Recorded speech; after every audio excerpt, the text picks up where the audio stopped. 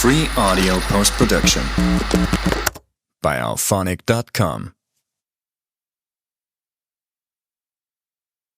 Hello, guys. I'm back on the Stoic Sapling podcast, and today I'm joined with one of my favorite guests that I've wanted to have on for a very long time, Gordon Cripe, aka my grandpa.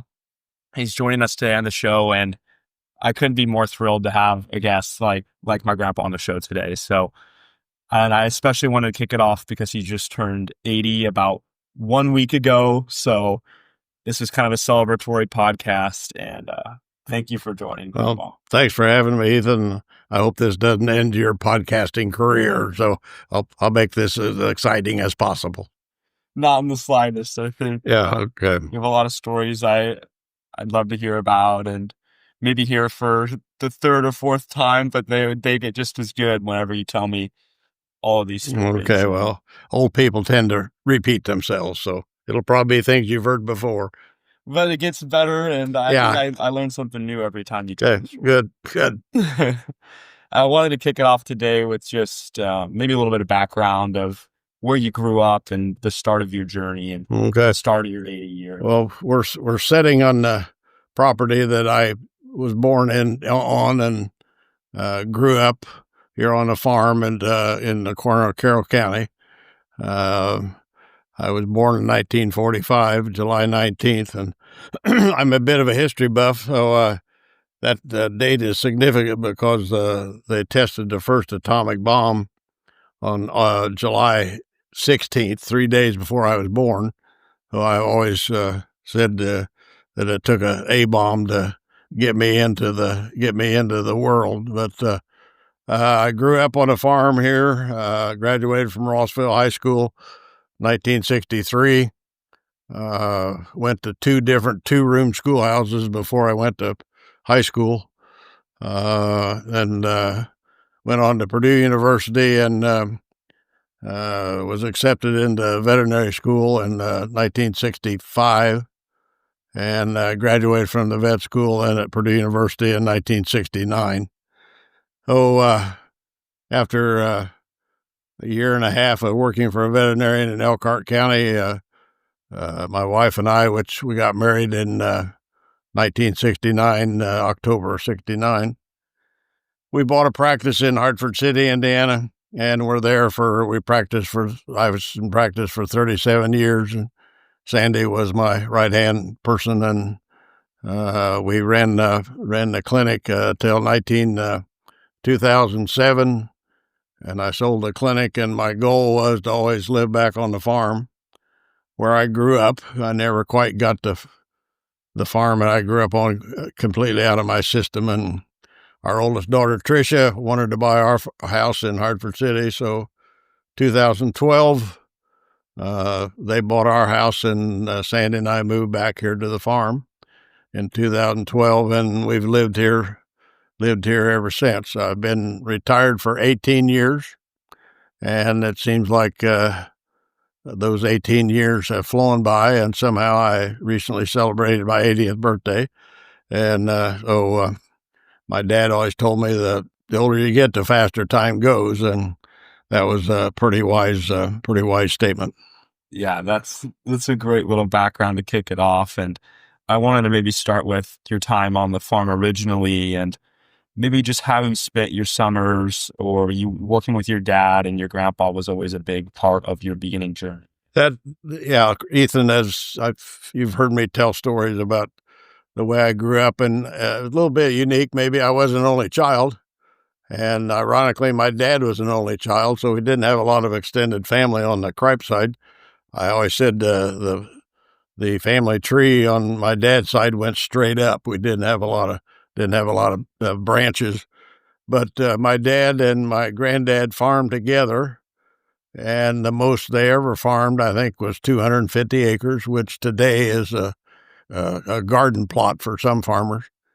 But somehow two families managed to make a living off of 250 acres. My dad we had some cattle, and we milked a few cows when I was real young in the early 50s, and we had hogs, and my mother had we had 500 layers, and that was kind of my mother's project, was to take care of the chickens. So a lot of my early memories are of growing up on the farm, helping my dad and grandpa. I didn't want to do anything else but be with them and be like my dad and my grandpa.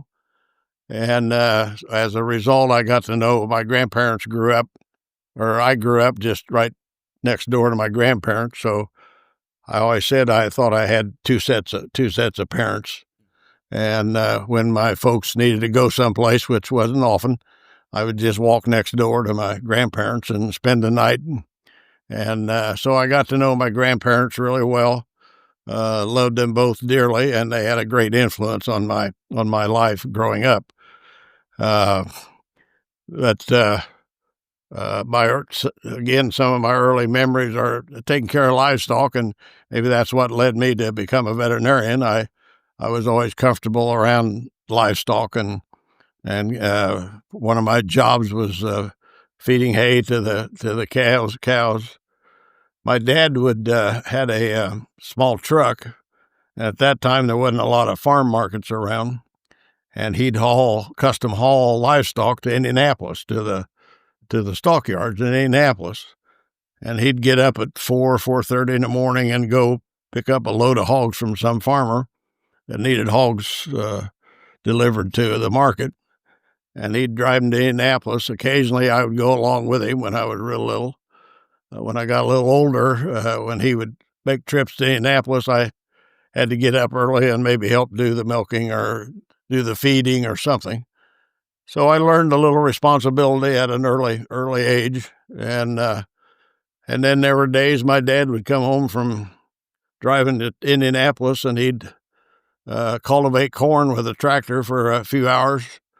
And if we had hay down, we might have to make hay, and he'd take the back end of the cultivators off the tractor, put the hitch on, hook up the baler, and we'd bale hay. Neighbors would come in, and we'd bale hay and put it up in the hay mow. And my grandpa helped do that way up into his 70s. And so we worked till the job was done. My grandmother and my mother would help do the milking when we still had cows, and so I was exposed to all this at an early age, and I always thought I could probably do more than I actually could. I wanted to help, and up until I was a senior in veterinary school, it was still kind of my goal to come back and farm. And somewhere along the line, I finally figured out that I had a pretty good education, and that maybe I should use that education a little bit instead of come back to the farm. So I did finally make it back to the farm, but it was 40 years later. So I always said I learned my work ethic from my dad and my grandpa. I never heard him complain about having too much to do and having so much to do, and I actually think that work for them was a privilege, and to be able to work, and they were healthy, and they felt like they were supporting their family and supporting their loved ones, and building an estate and paying for farm ground and things. So there was some pride in the fact that you did work and you could work. And as a result, when I became a veterinarian, I didn't take a day off like a lot of veterinarians did, or an afternoon. I just couldn't bring myself to tell people, no, I'm sorry, I'm taking the day off. I can't do that.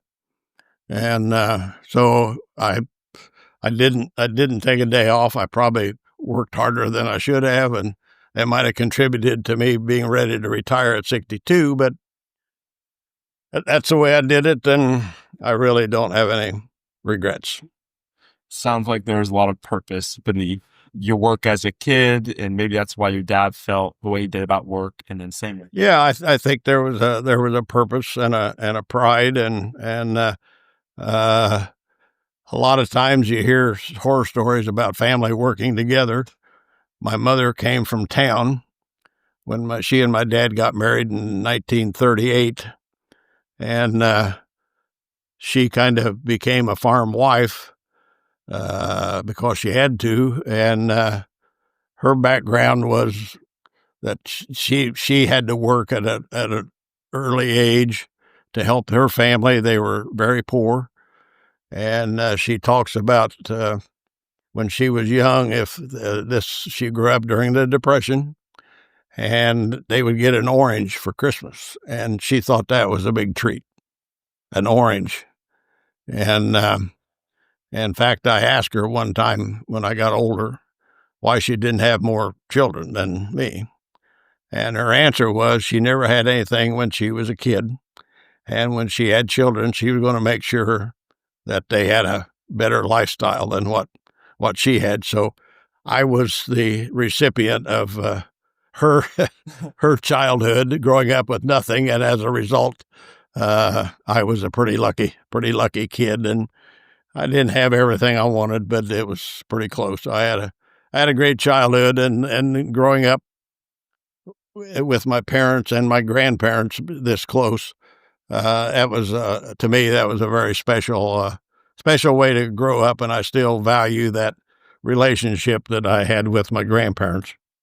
So instead of having other siblings to play with, a lot of times, let's say you were bored or you wanted to get away from mom and dad, your resort was going to grandma and grandma. Well, I did, yeah, and as being an only child, I had a vivid imagination, and I think that's symptomatic of being an only child. And one of my secrets that I've tried to keep over the years is that I had a imaginary playmate. Most kids have an imaginary playmate. Well, I had two of them, and I inadvertently let that slip one time with one of the gals that worked with me when I was a veterinarian in Hartford City, and she never let me forget the name was Dommy and Hockey. And Beth would bring up every once in a while about Dommy and Hockey. And so I played with Dommy and Hockey, and I'd play a lot of things by myself. And I mentioned my mother. She had a sister and three brothers, and I didn't have any cousins on the Cripe side, but I had 12 cousins on my mom's side. And that was they were a close family, and they'd get together about every holiday. And I lived for those days when I could play with my cousins. I had somebody to play with and interact with, close to my own age. So get-togethers on my mom's side of the family to me was a big deal. And but as an only child, I as I became older, I think I regretted not having a brother or sister. And luckily, Sandy's brother has a brother and sister, Ron and Susie, that we're very close to. I think of them as almost my own brother and sister. And Sandy's older brother, Dick, and Janet, they are my immediate family. So I had to get married to have a brother and sister. But as an adult, I feel like I do have a brother and sister. And Sandy would be the one to tell you whether I've been scarred as a only child or not. But I don't think I was all that spoiled. I don't think you were either. And my mind goes to kind of when you went to Purdue and you went to the farmhouse, and I think maybe a lot of those guys became kind of de facto brothers. They did. Yeah. When I went to Purdue, I lived at home my first year. We were within 15 miles of Lafayette, and I was pretty much an introvert at that time, and it was not easy for me to talk to people and meet people. And I thought living at home would be a good solution for me. And my best friend and I, Alan Wilson, drove back and forth. He was my best friend in high school. We drove back and forth to Purdue every day, and we really enjoyed each other, and we had a lot of fun. But after my first year, I realized that I wasn't really part of the university, and it was just pretty much like going to high school. And I didn't get to meet people, and I thought if I need to spread my wings a little bit, that now's the time to do it. a friend of mine was in Farmhouse Fraternity, which is an agricultural fraternity at Purdue, and he mentioned about me joining the fraternity, and that was the furthest thing from my mind when I went to Purdue, and I had these visions of what goes on at fraternities, and I didn't want really any part of that. But I rushed the fraternity, and I saw guys there that were in some of my classes in school. And I started out actually in animal science. I didn't start out in pre-vet. But I saw some familiar faces, and they were all, most of the guys were had farm backgrounds, farm boys.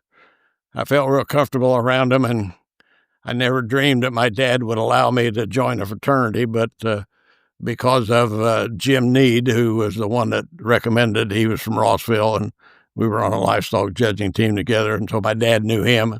I think if it hadn't been for Jim Need, and my dad knowing who Jim Need was, he probably wouldn't have said yes. But that was a real blessing for me, and I've told Ethan this, in fact, just recently, celebrating my 80th birthday. I got several calls from some of my fraternity brothers that I pledged with wishing me a happy birthday. So some of those guys did become very close to me, and maybe me being an only child, maybe they were closer than maybe most instances, but they're kind of like brothers too. Yeah, that's right. All right. So being in Farmhouse and being in a fraternity was really a learning experience for me, and made me reach out to be able to reach out to people and stick my hand out and introduce myself and talk to people. And I got a heck of an education in the veterinary school, but I've always said part of my education was becoming a more well-rounded person. So that's part of the college experience too. That's how I've felt my past few years, is just as much as the academic side. Yes. The friends and the other memories you make. Yeah, it makes you make decisions that without mom and dad looking over your shoulder. And some of those decisions can be detrimental. Some of them can be good decisions, but they're your decisions, and that's part of the maturing process. So and I've told you before, your self-esteem was way ahead of mine at the same age. I had a pretty low self-esteem, but because of Farmhouse and because of the experiences I had at Purdue, my self-esteem, my vision of myself, my self-worth improved because of the experiences I had. Yeah, it makes me, my question for you becomes, I've met so many friends and I want to kind of maintain contact with them. And clearly you've maintained contact with them if they're wishing you happy birthday for your 80th. Yeah. How did you kind of nourish those relationships? Well, it's life goes by pretty fast. And when you're young and you're raising a family, and in my case, I had a business I was running, and most of my fraternity brothers were in their careers and concentrating on that. They all had young families. So we tended to not be close at that time, but still there was one or two guys in our group that saw to it that every 5 years we got together. Well, we kept that in touch through all those years. And by each 5 years we would get together and renew our friendships, and like a lot of older guys when they get together every 5 years or so. And I told Ethan, we always told the same stories, but every 5 years they got better, because sometimes we'd forget the real details and fill in a little, and we got some of them embellished. And by the time we celebrated our 50th anniversary, which Sandy and I hosted here, some of those stories they were really good by then. So that's, it's easy to get diverted away from some of your old friends, but all it takes is one or two to kind of keep people together. And this, in our case, they'd see to it that we had reunions. Now, in today's world, it's a little easier to stay in touch with all the social media and texting, and I found that out true with some of my friends. We have a group text. There's about 8 of us on this group text, and I'm real close to Purdue here, so I kind of keep them filled in on Purdue sports.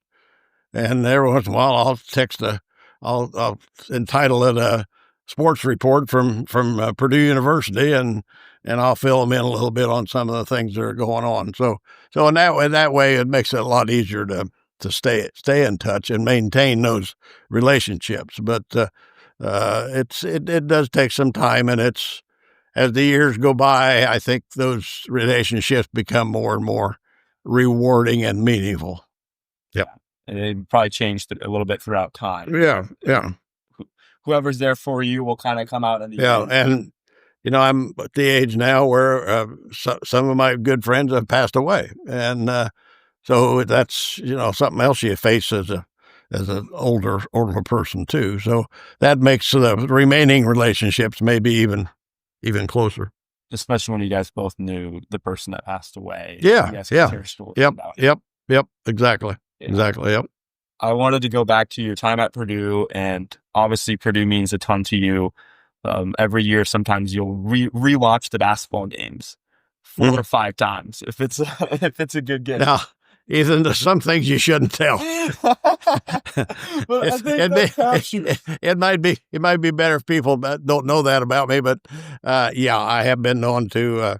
Well, first of all, for years I lived in Hartford City, which was a mile or an hour and a half, almost an hour and 45 minutes from Purdue. And I wanted to be able to go to football games and basketball games, and it just really ate at me that I, first of all, didn't have time, and it was far enough away that I didn't think I could make the trip. And after my mother died in 78, my dad got season tickets to Purdue games, and he got remarried in 85, I think. And he and his new wife would go to the basketball games. Well, if I wanted to go, I would ask him if I could use the tickets. Well, after my dad got old enough that he felt like he couldn't go anymore, then I inherited the tickets, and I'd drive from Hartford City to the Mackey Arena, and maybe even 9:00 games, an hour and 45 minutes, and watch a game and turn around and drive back home and get home at 1 or 1:30 in the morning. And I was a bit younger then, but I'd get up the next morning and go to work, and I wouldn't even think a thing about it.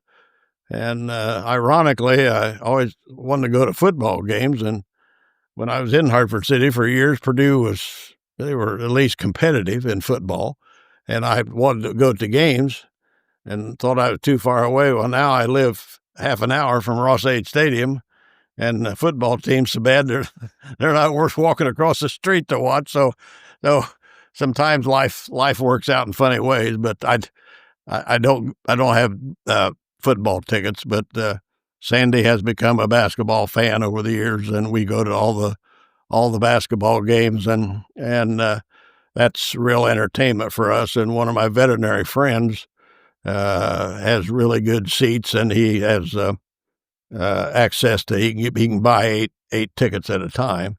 And a few years ago, one of his mutual friends decided to go to Florida, and they couldn't use their tickets. So he called me and wanted to know and I knew where he sat. And he called me and wanted to know if I could one of those tickets. And I don't think he got the whole sentence out of his mouth before I said, yeah, I'll take them. And so we sat 8 rows from the court in the corner of the court, and so that makes it fun. And so I have been known to I record all the games, and I have been known to come home even at midnight sometimes, and I might watch the first half again, and then I keep the games they win. I don't rewatch the games they lose.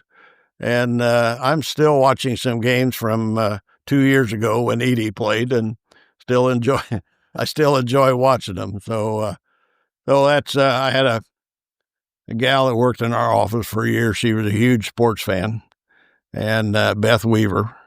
And Beth always said that God invented basketball to get people that live in Indiana through the winter. And the older I get, the more I think that she may really be onto something. So we enjoy the games, and I was hoping it wouldn't come out that I'd rewatch some of those games several times. So now it's public now. I think it captures just how much of a fan you are. And whenever I try to tell my friends how big of a fan you are, that's usually the example. I am a fan and a big fan, but part of it is the fact that I'm older. I'm retired. I have time, and sometimes there's not a lot on television to watch. I do enjoy reading, but in the summertime, I don't read so much, but when there's really nothing on, I'll just pull up a Purdue game if I want to feel good, for a little bit. Why I watch them win again. So I don't see anything wrong with that. No, I don't see anything wrong with that. No, neither do I. Yeah. I was gonna ask. A lot of the Purdue fandom, it started younger, and you said your mom would actually put on some of these games on the radio. Yeah, of course, I was an only child, so it was my mother and my dad. My dad wasn't really into sports that much. We did go to the Rossville basketball games when I was young, and he did follow Rossville basketball.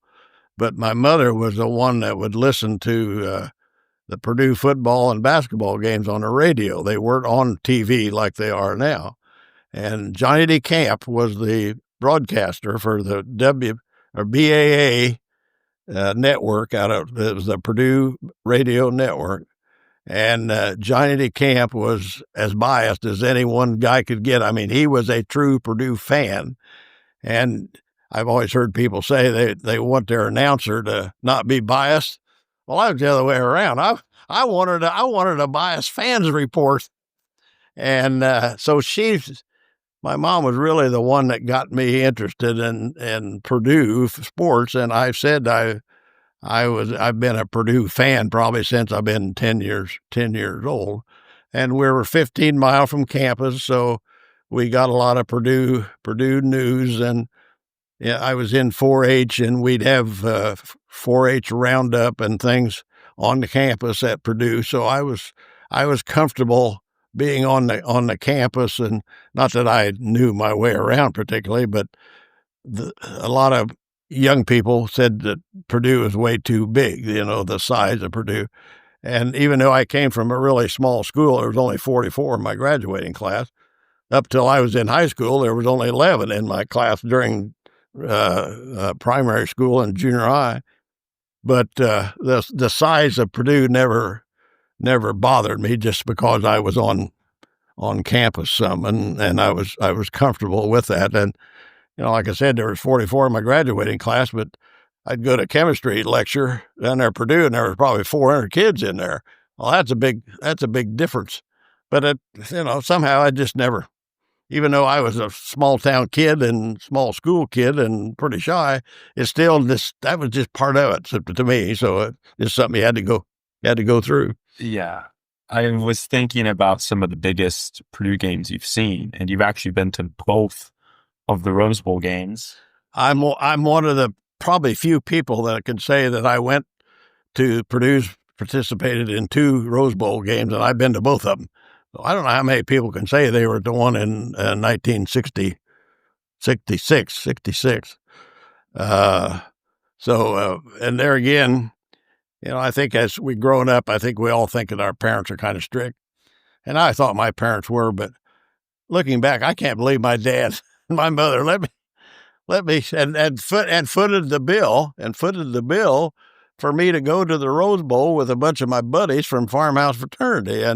And it was a great trip, and we had a lot of fun. Purdue won the Rose Bowl against USC.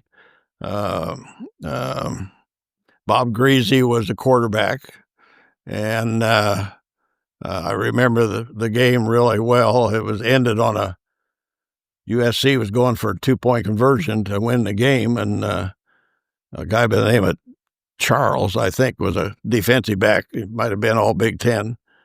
and intercepted the ball in the end zone, and that won it for Purdue. So my wife, Sandy, says that my memory is getting poor, but I remember things like that. Yeah, that's impressive. I remember things like that. She said, well, how do you remember that? You can't remember what you had for breakfast. And so, yeah, I was really lucky. I was at Purdue when they went to the final game in the NCAA tourney when Rick Mount played. I got to see Rick Mount play.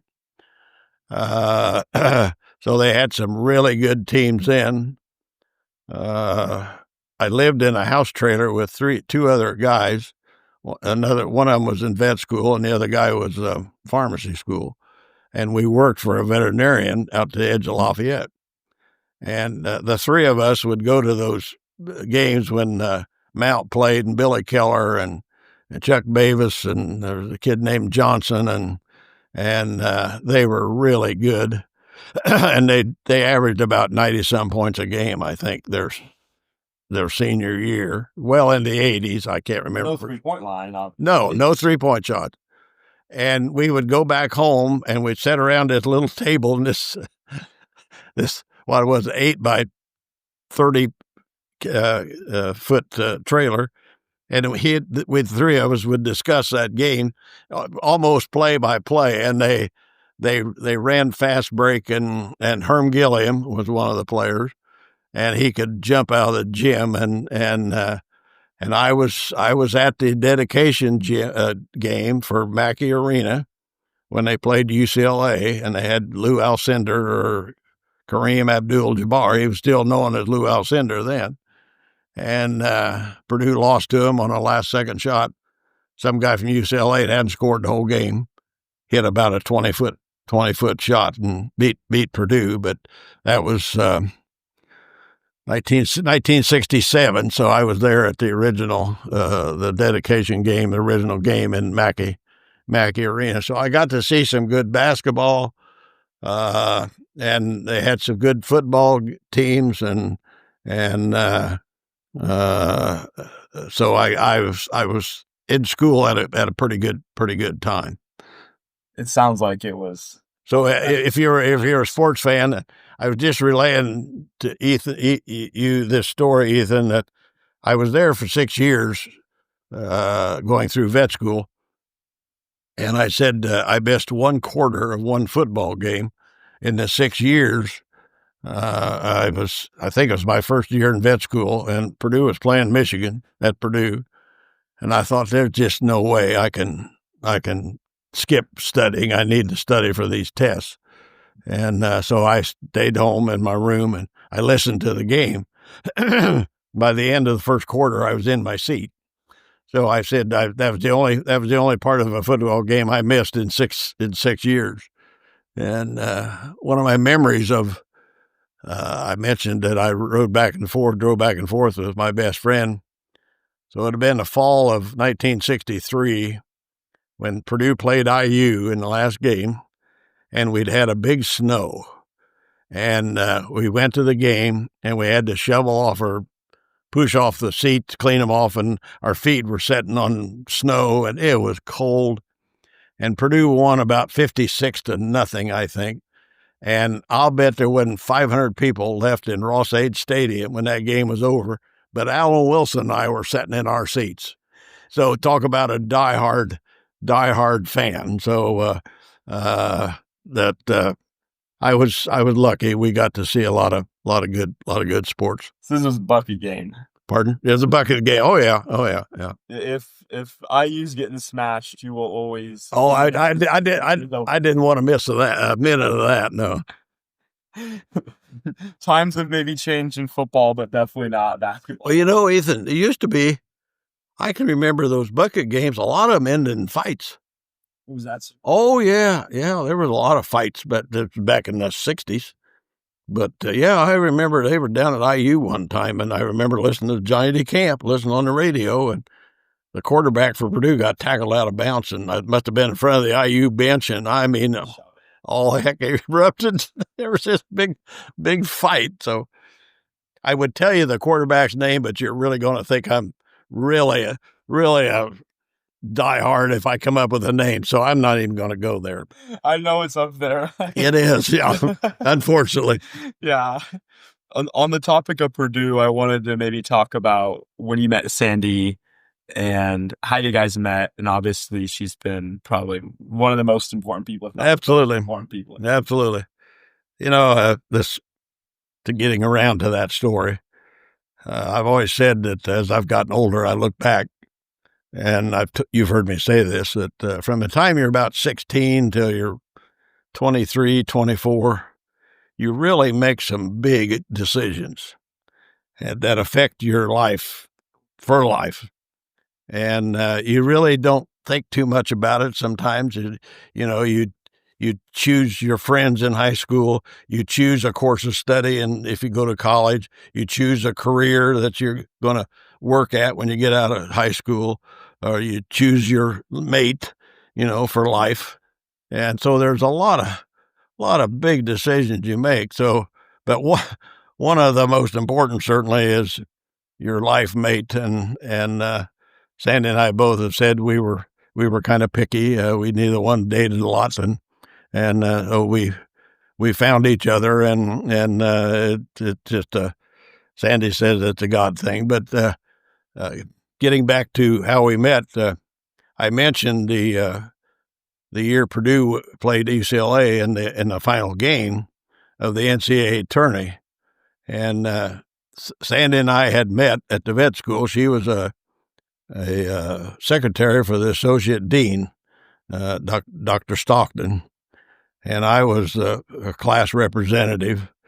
And as seniors, last semester of our senior year, we took a couple trips to pharmaceutical companies that supplied veterinary drugs.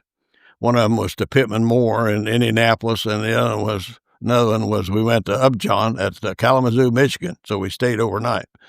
Well, as our class representative, this Dr. Stockton was the one that kind of arranged these trips. So I would go in to talk to him about the arrangements on these trips. And that's how I got to know Sandy. And I found out she was from the same, she went to Clinton Central, different high school, but we fairly close together. And we had to write a research paper our senior year. It was called the Dean's Paper. It was about a 25-page research paper that we had to present in front of the dean of the vet school throughout our senior year. And I needed somebody to type my dean's paper. And I asked her one day when I was in there if she'd type my dean's paper. I said we'd go out to eat. Well, first of all, I hand wrote all this stuff. This is for computers and word processors even before that. So this is in my handwriting. 25 pages. 25 pages, and my handwriting was terrible. And on top of that, there was a lot of medical terms that she'd never seen before. And she told me later she sweat bullets trying to interpret my writing and some of the words and things. But she did get the paper typed, and I think I got a B or B plus in the course. But my favorite line is that that was in the spring of 1969 when I asked her to type that dean's paper for me, and 56 years later, I'm still paying for that typing job. So that's how we got started, and I was 23, she was 21. We had our first date at the end of January in 1969. We got married got engaged in April and got married in October.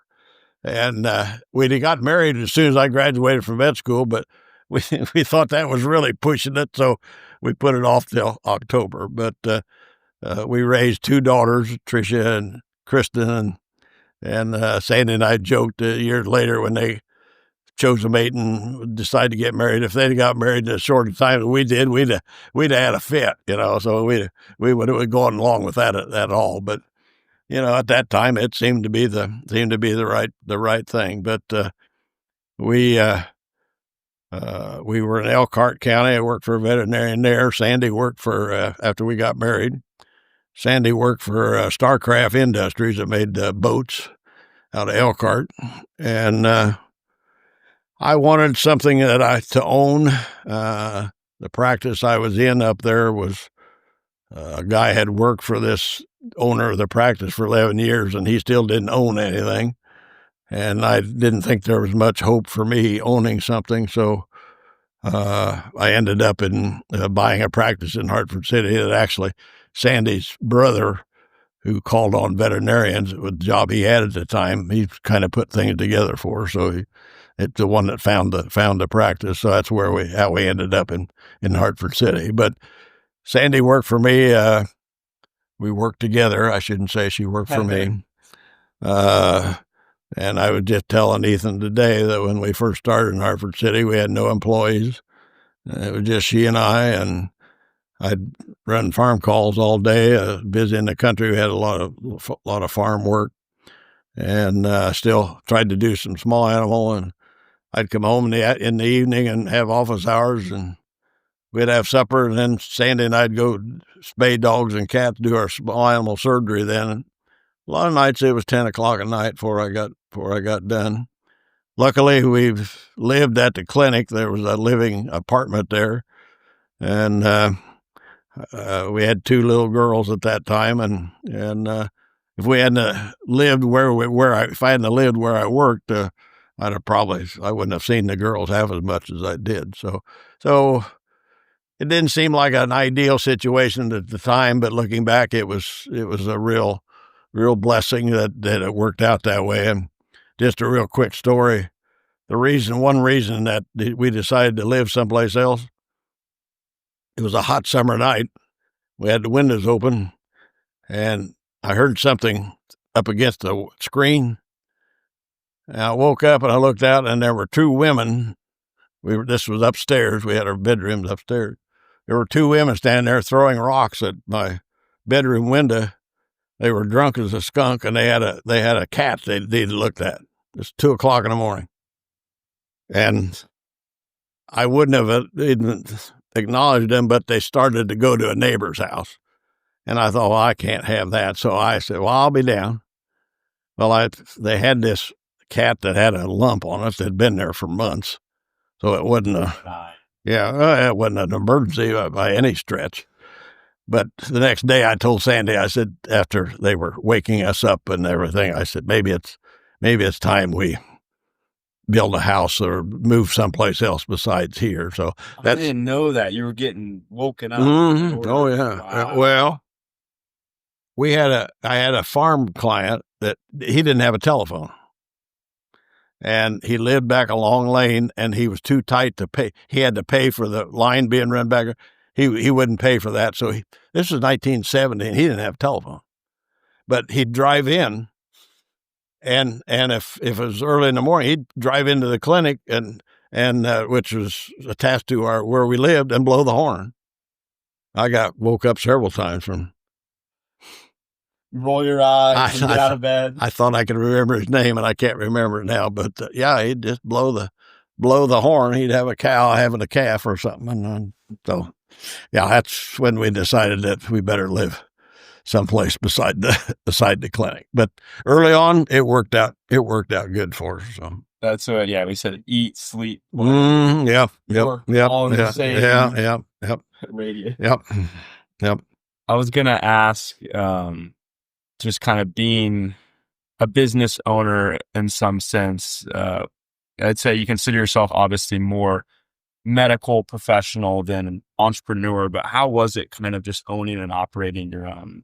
Well, and you're right. It was mostly my interest, of course, was mostly the medical part, but as a veterinarian and running a business, you had to be a bit of a businessman. And when Sandy and I bought the Hartford Animal Clinic in 1970, in November of 1970, we neither one, even though I worked for a veterinarian for a year and a half, I had no management experience whatsoever, none. And we took a course of I can't remember what it was called, veterinary economics, when I was a senior in vet school. But I don't know that really prepared me. And luckily, Sandy she was a trained secretary, executive secretary, I think is what she would be qualified at. So she could kind of go ahead and do some things in the office and things. And that's what I've said, that over the years, I probably haven't written more than a dozen checks in my time. I paid the utility bills at Hartford and Wakarusa 2 months before Sandy and I got married. But after we bought the business in Hartford City, she did all the bookkeeping and all the record keeping and the banking and everything. And as a result, I didn't have to do any of that. So she was more or less the business person. But still, a lot of the management decisions came to me, or we would make them together. So that was a bit of you have several hats you have to wear. A lot of veterinary clinics now have, multiple veterinarians. They have a practice manager or a business person. That's all they do.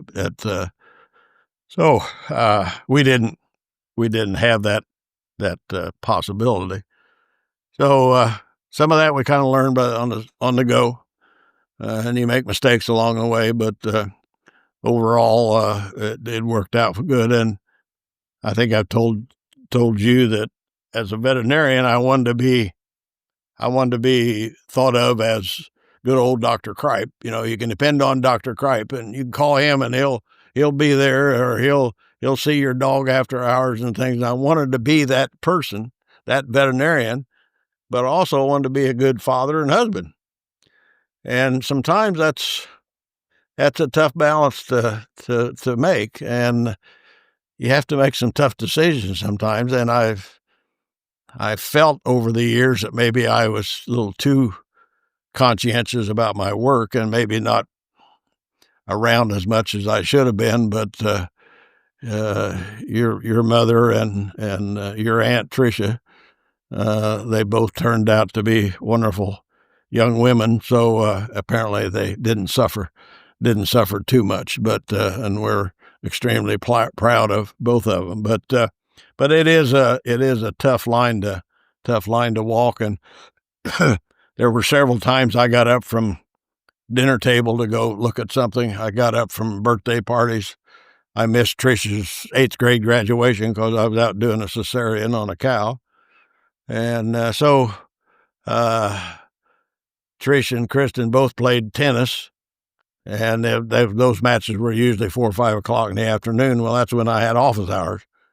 Well, if I had a break, I'd hop in the truck and run out to the high school on the other side of Hartford City, and I'd watch them for a while. And if somebody came in, the office gal would call me on the radio, and I'd run back to the office. So it was kind of tough, and I've always said I wouldn't do things any different, but maybe I would spend maybe a little more time watching kids and so on. That then when grandkids came along, you guys came along, we were retired, and for soon after you guys came along, so we had time to go. You made it to all of our. I know, and yeah, I know we didn't miss.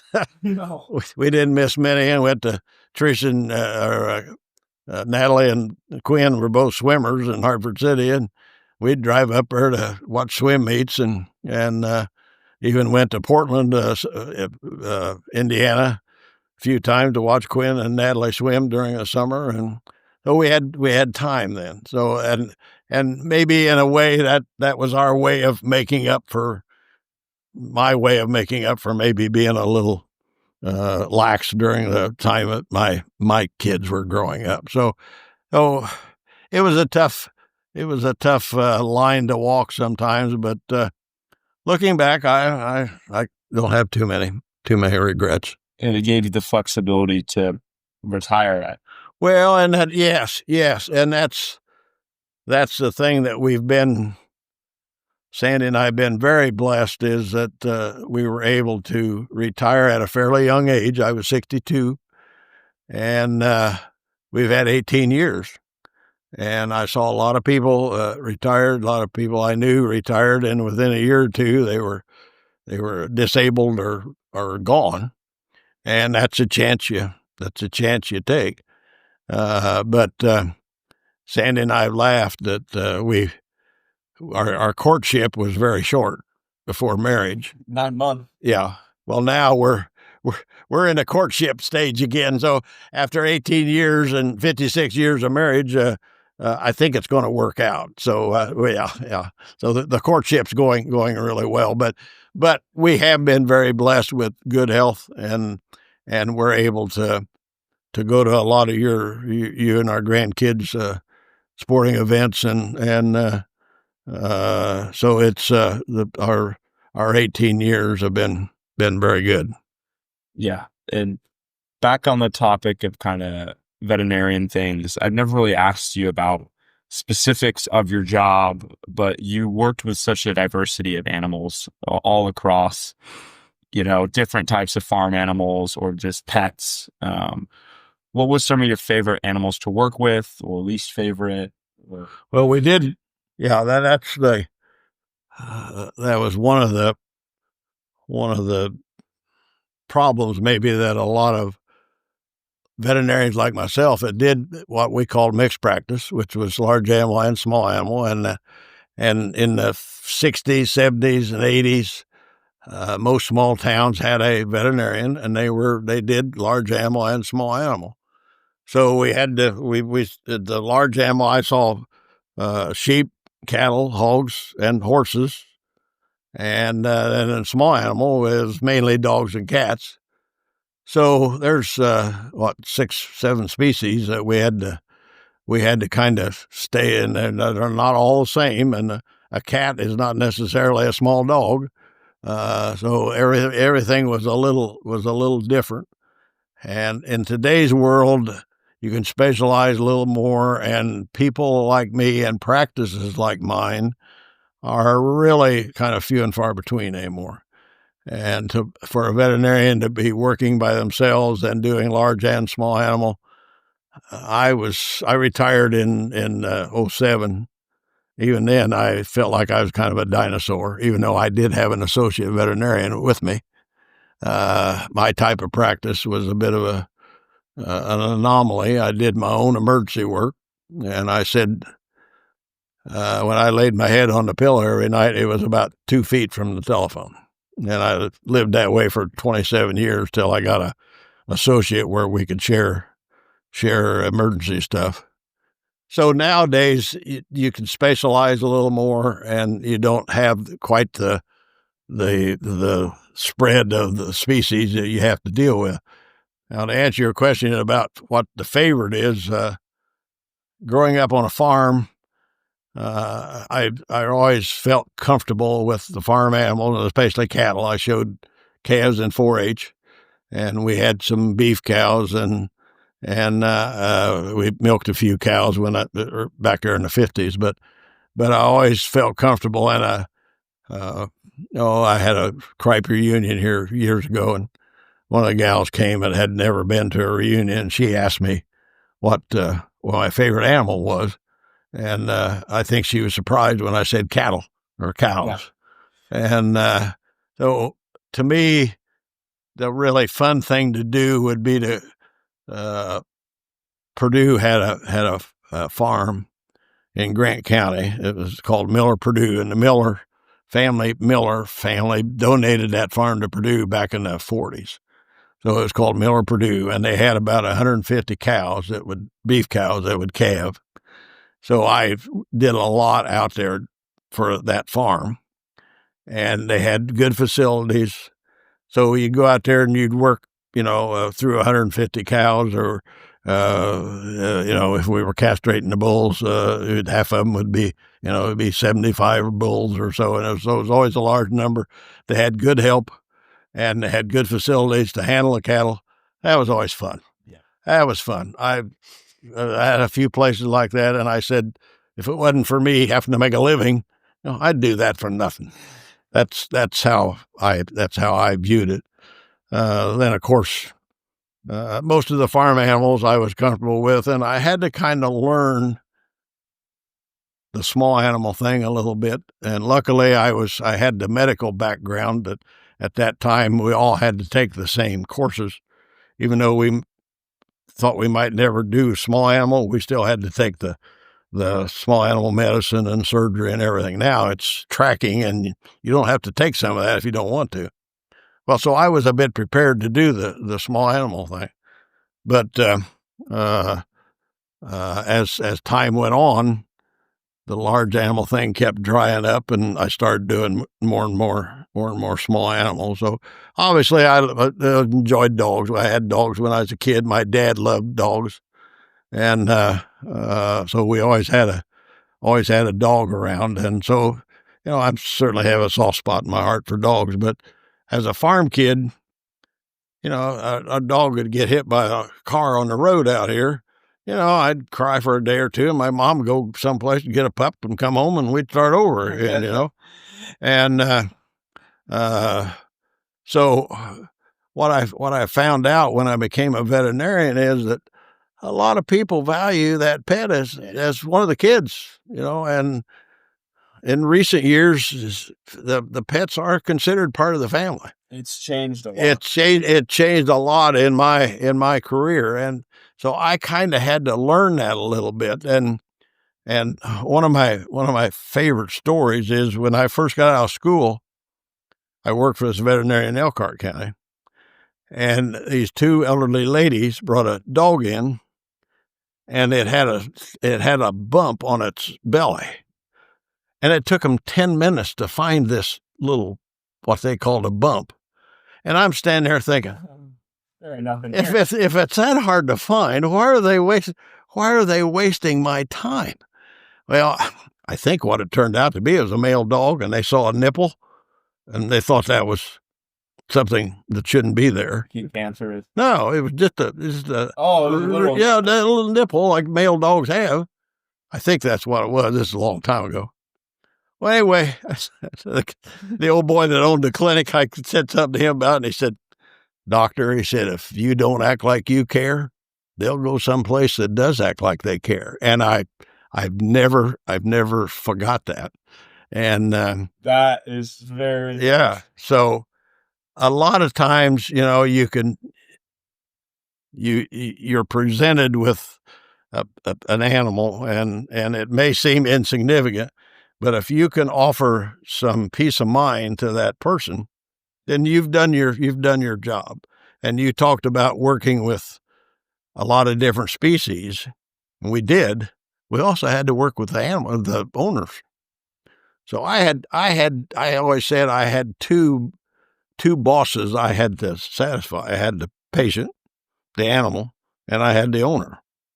And sometimes you can do your best with the patient, but if you don't do your best with the owner, it's all wasted.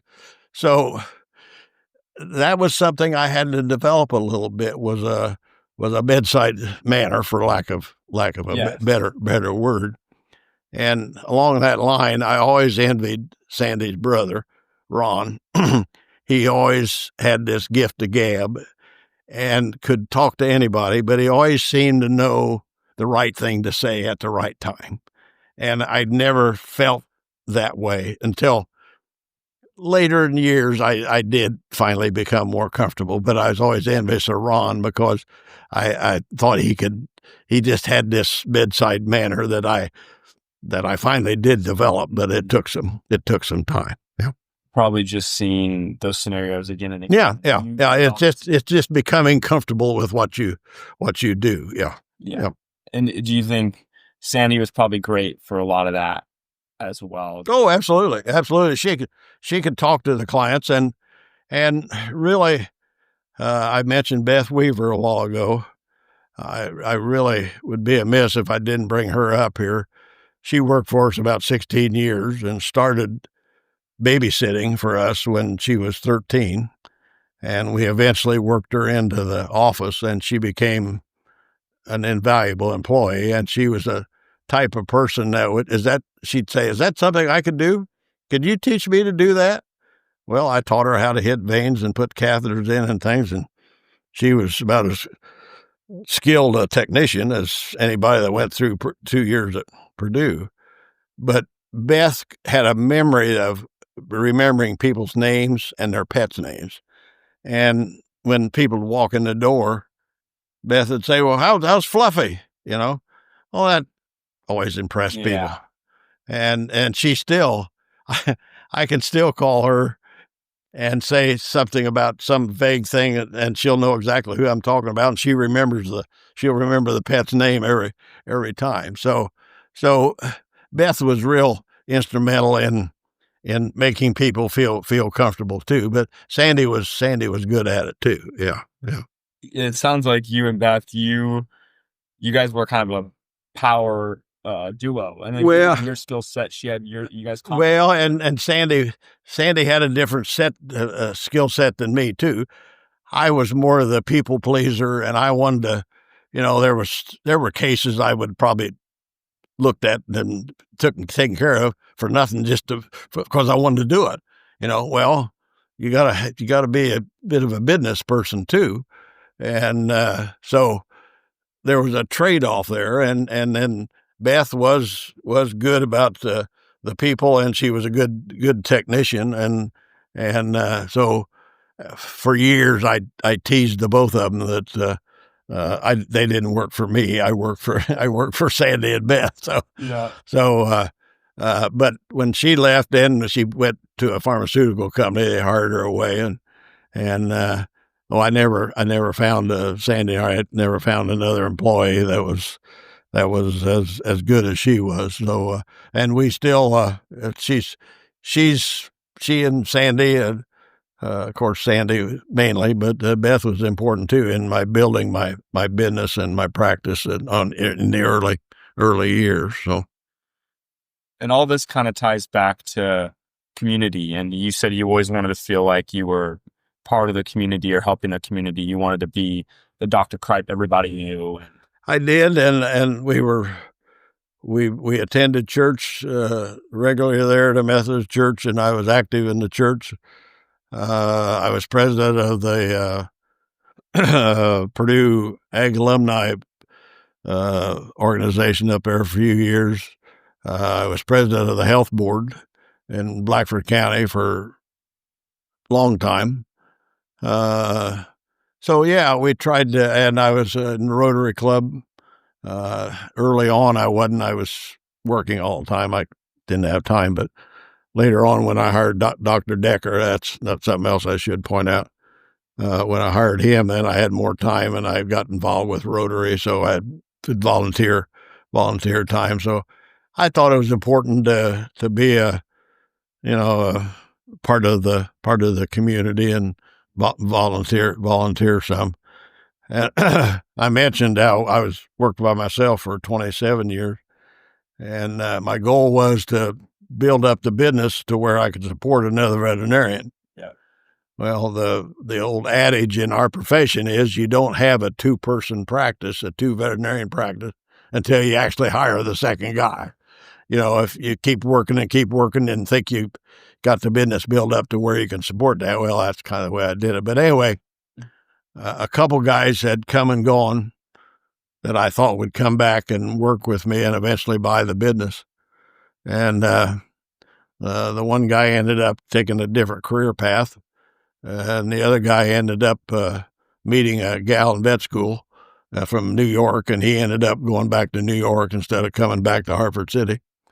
So Dustin Decker worked for me for 2 or 3 summers, and got into vet school, and then I hired him in 1997, and that was like being let out of jail. It was just an unbelievable feeling that I could go home at night, and if he was his turn to be on call, and I didn't have to answer the phone. And the greatest feeling in the world, the business phone rang in at our house, so I could answer it there. The greatest feeling in the world was 8 o'clock at night, and I'd hear that phone ring, and no, I didn't have to answer it.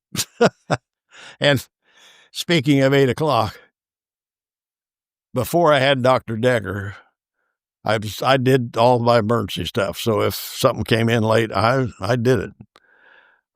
For years, I never took my shoes off till after 8 o'clock. Wow.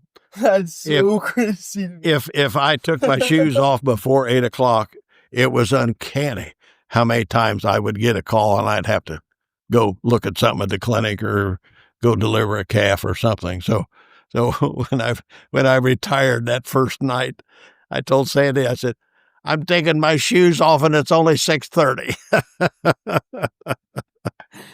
That would have drove So crazy. yeah. So, and that we did work hard. I did work hard. I should have taken time off and things, but that's the only way I knew to do it, to build things up. And finally, I did get it built up to where I could support Dr. Decker. And then once I had him, then the business really did take off, and it grew fairly quickly.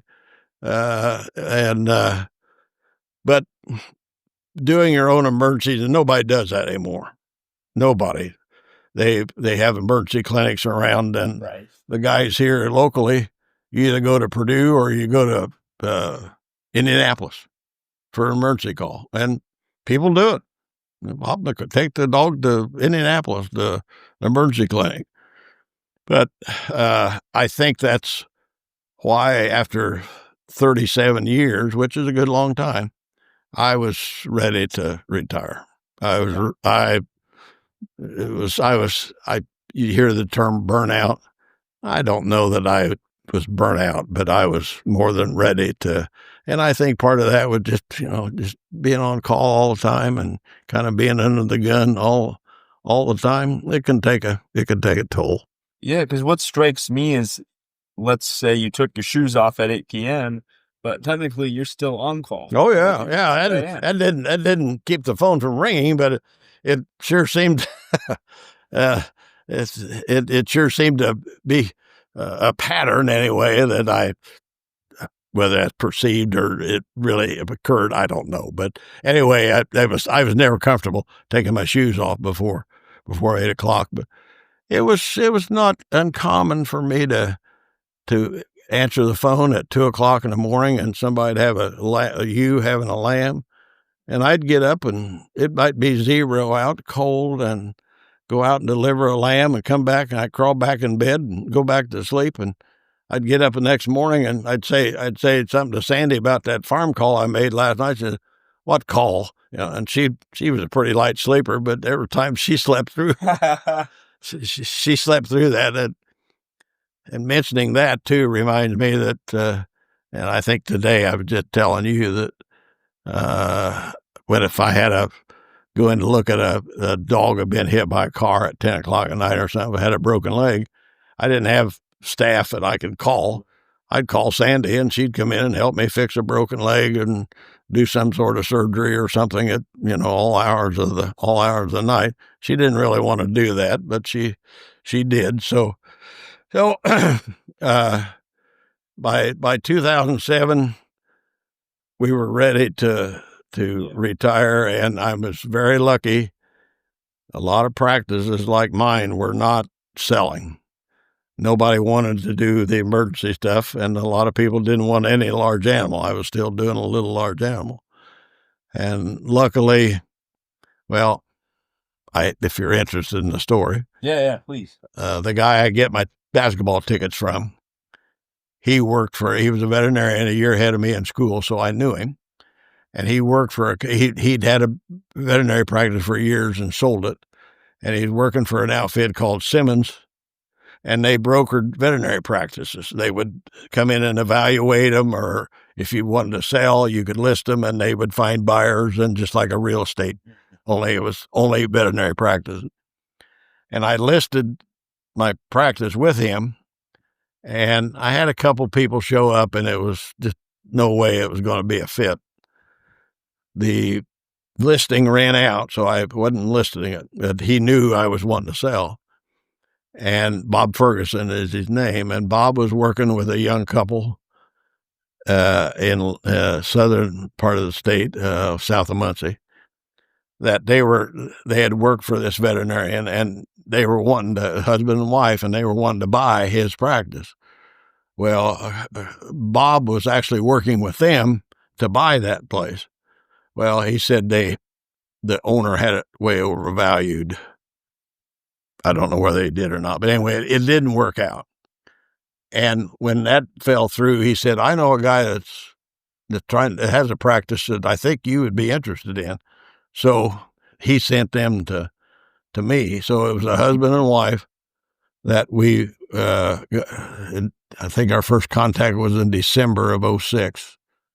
And they wanted something with some large animal, and they wanted a small town. They came both from the country. They wanted a small town, and they were both Ohio State grads.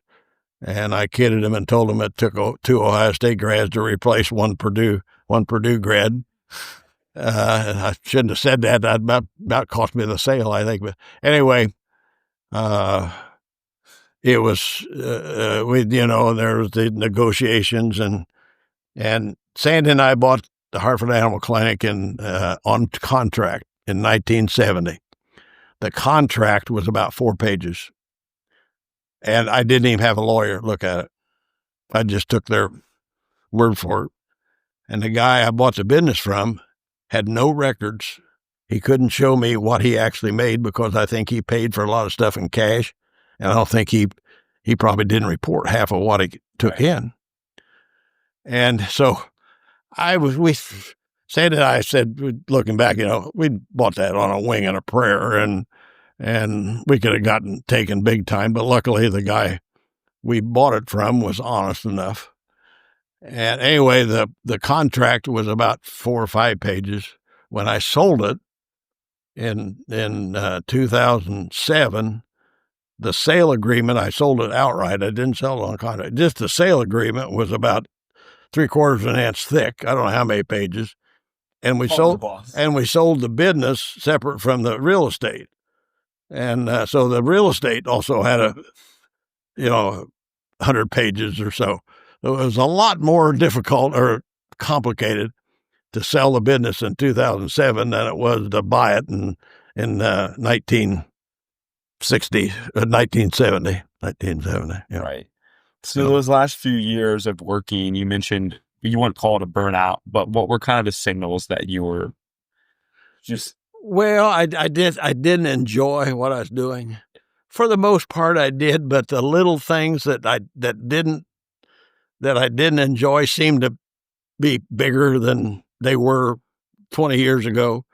And the dealing with people got to me a little. I still loved the medicine part. I still enjoyed that. But I think people changed a little bit in the 37 years I was in practice. And to their defense, veterinarians, we could offer more to the pet owner, and as a result, they expected more. Higher demand. Yeah, they're a little higher demand, and I found it harder and harder. I prided myself in keeping up with the medicine and the new techniques, and one of my fun things that I did, I thought, was getting a new medication or a new vaccine, and I saw a lot of advances in medicine, in veterinary medicine in my career. And it was always kind of fun to try some of these new things, but it got harder and harder for me. And then we did have mandatory compulsory education, continuing education. Yeah. So you had to, and I did that anyway, but I found it harder and harder to keep up. And actually, and I read somewhere where the scientific knowledge, would double. And for years, it took 20 years for it to double. Then it double in the next 10, and then it double in 5. And yeah, that doubling of the medical knowledge increased exponentially. And as a result of being a little tired of things, and it was hard for me it was a real effort for me to keep up. So those are some of the things. I probably got a little short-tempered sometimes. So, and Sandy'd hear me grouse around about having to do this and that, so that were some of the symptoms. And after I hired Dr. Decker, I found out there was life outside of veterinary medicine. There's other things to do and watch. And I'll never forget Dustin, Ethan, the first time Dustin worked for me in the afternoon after I hired him. I started taking an afternoon off. Thursday afternoon, there was a home show in Muncie, and we went to the home show. Sandy and I did 3 o'clock in the afternoon, and I'm there and I'm looking around all these people, and I'm thinking, why aren't they working? And I thought, Gordon, you're the only one. That was what I thought. I thought, why are these people working? Or why aren't these people working? And it dawned on me. I worked for 27 years, day and night. So they were the normal ones, and I wasn't. So that thought actually crossed my mind was, why aren't these people working? So obviously, hiring Dustin, I said I'd mention him a little bit. He came on in 1997. He was a big Purdue fan. He grew up on a farm there close by. He married a gal that we loved dearly, and he worked for me then, starting in 97. And we worked really well together, and he was a good veterinarian, very intelligent. And my first exposure to him was he called, and I had never done their work for him, but he called one day. He was in college and wanted me to come and check their sheep for 4-H. So I found out where they lived and went down there, and it was he and Angela, his now wife. And I'm checking their sheep, and I found out they're both Purdue students, and I'm trying to make conversation. I said, so I think Dustin started out in engineering. And I said, so what do you study? I think he said engineering. He might have switched over to pre-vet by then. I don't remember. Anyway, he told me. I said, so I said, kind of jokingly, I said, so you make the dean's list? Yeah. I said, really? Yeah. He must have been in engineering, because I thought that was really something that he made the dean's list in engineering. So I looked at Angela and I said, what are you studying? And she told me. I said, so are you a dean's list person too? And she said, yeah. They kind of downplayed the whole thing, but I found out they were both really intelligent kids. And Dustin was a great veterinarian, and he and I had fun working together, and he was a great associate. He didn't want ownership, and that was a kind of a kicker for Sandy and I. But there again, sometimes things work out that you think are bad to start with. I probably wasn't ready when I offered him the clinic. I probably wasn't ready to retire. I would have had to have done something. Right. And of course, he said he wasn't interested in buying it. So I worked for another 5 years, I think. Well, by then I really was ready, and we found a good buyer for it. If Dustin would have bought it, I'd have sold it to him on contract, and I'd have worried about, him making it. If you sell something on contract, you want to see the business grow and see them make their payments and things. And when we finally did sell it, I told Sandy, I said, I've worried about this place for 37 years. We're not going to sell it on contract. I don't want to worry about it any longer. We're going to get what it's worth, and even if it's a little less than what you get on contract, I don't want to worry about it anymore. So Dustin is still there, and the new buyers kept him on, which was a very good thing for them to do, because our clients were used to him, and we see him at ball games and things, and he's now got one married daughter and another daughter out of college, and their youngest son, I think, still in Purdue, but I think he's been out, 30 years or so. So I just keep getting older. going back to just the work ethic, and I know you've talked a lot about work ethic, but what just strikes me is those long nights and being on call. I feel like a little bit of that's been lost in society and with the younger generation. I think we've talked about that. What are just kind of your comments on that and maybe why that's been lost and maybe how can we recapture it? Well, looking back, Dustin, I've got Dustin in my head. Yeah. Ethan, I'm sorry. Looking back and looking at the way I did things, probably by today's standards, that wasn't the way I shouldn't have done it that way. I should have taken days off. I should have hired somebody way before I did. I was a type A personality when it came to my business. And I heard so many horror stories from veterinarians that hired young veterinarians, and it didn't work out. And to me, hiring the wrong guy, the wrong person, was worse than not having it. So I tended to put that off until I found somebody that I thought would really fit. And it turned out to be Dustin, but it had to be 27 years down the road. So I could have done things differently, and maybe I wouldn't have been ready to retire when I did. In today's world, veterinarians don't want to do any emergency work.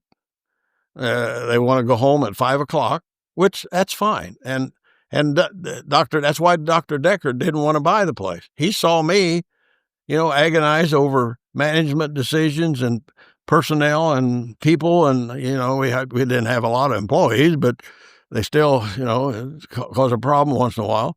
He didn't want that. Well, and he wanted to concentrate on his family. I couldn't argue with that. How do you argue with that? So, like I said earlier, did I do right by my daughters? Did I spend enough time with them? Was I there for them when they needed me? I think I was for the most part, but today it's the newer veterinarians want regular hours and no emergencies. And I can't fault them for that. It's just a different time. And I grew up way different than they did. And I explained a little bit of how I grew up. And my dad and grandpa never took a day off. Why you wouldn't? They didn't do anything on Sunday. That was a day of rest. So you did take Sunday off. But if you had hay to bale, you didn't bail until 5:00 and then quit.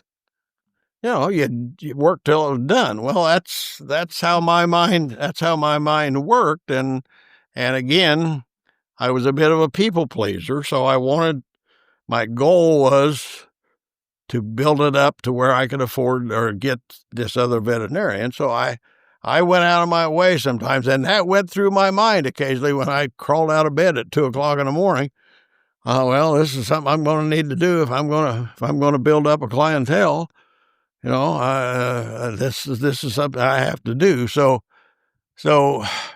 in today's veterinary profession, the new graduates want to come out, and nobody can go out and start their own business anymore. That's a thing of the past. So you go out and you start working for a veterinarian or in a group. Well, they either don't do large or emergency work, or if they do, it's a big practice, and they have somebody designated to do the emergency stuff, and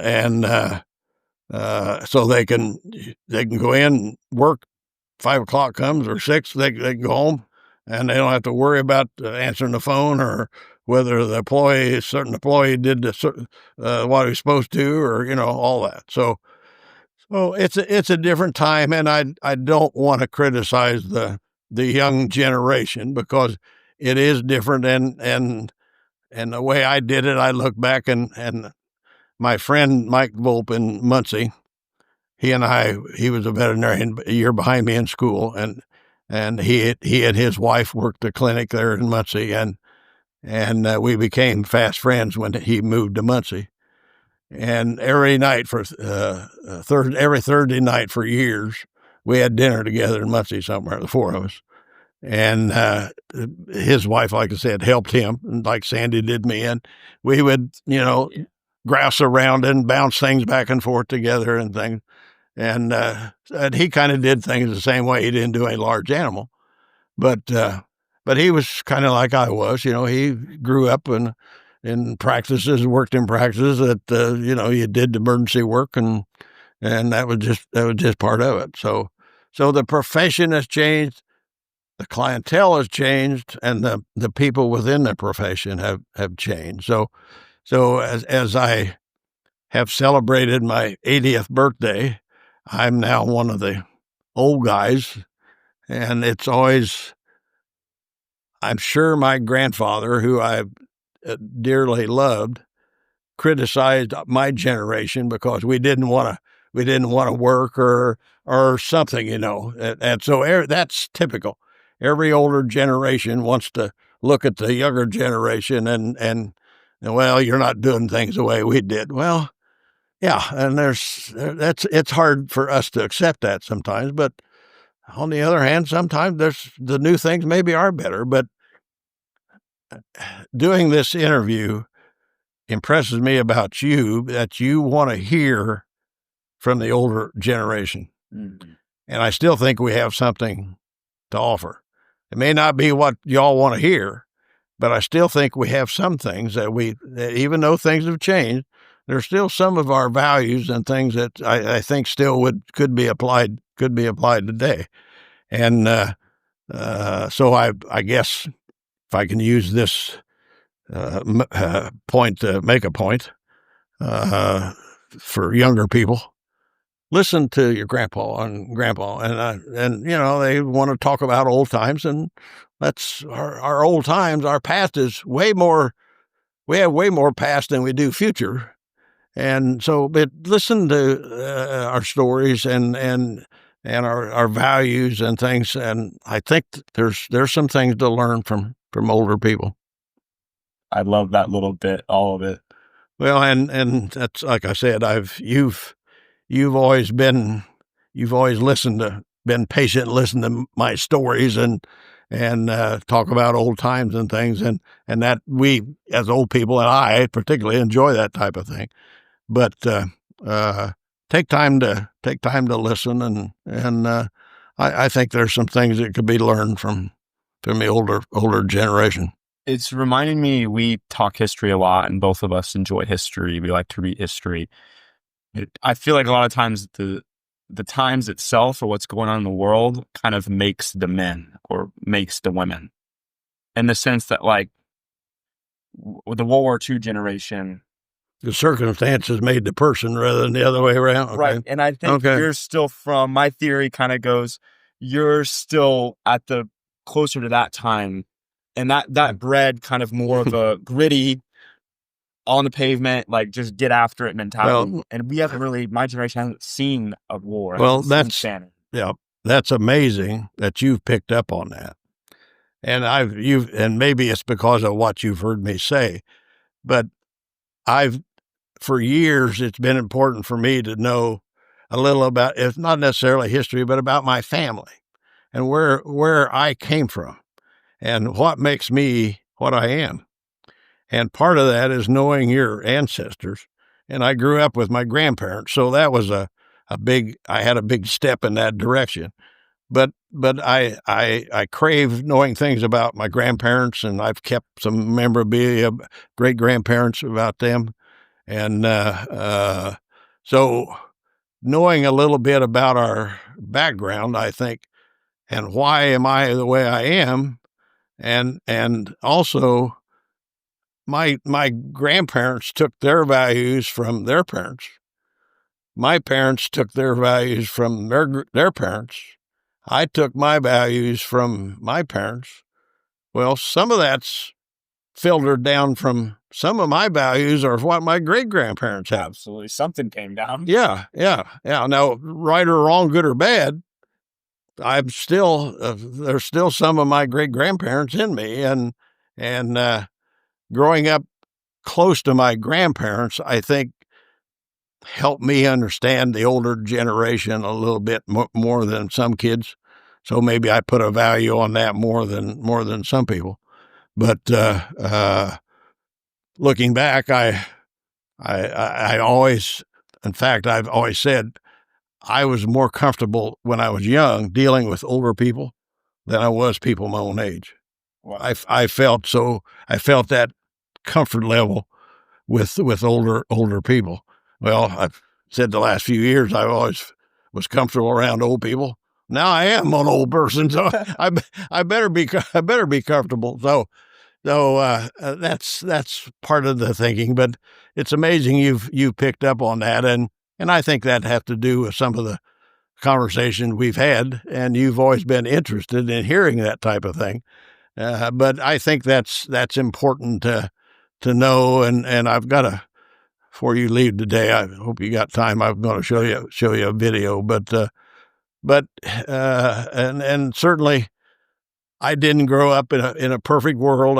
Looking back, my childhood was pretty good, but other people grow up differently and turn out just fine too. You don't have to have the same background I did, but my background and the church you went to church was Sand United Day. That church, I went there as a child. My parents went there, my grandparents went there, and my great grandparents went there. So I have a lot of roots in that church, and so that all those little things mean something to me, and that was one of the reasons we wanted to move back here to the farm after I retired. Was I always said I still had one foot fairly firmly planted here on this farm, and I'm the fifth generation in my family to own the farm. So there was a bit of a tug there, but a lot of my friends in Hartford City couldn't understand that we lived there for over 40 years and how you live in a community for 40 years and then pack up and move, And we made great friends in Hartford City, still have many friends there.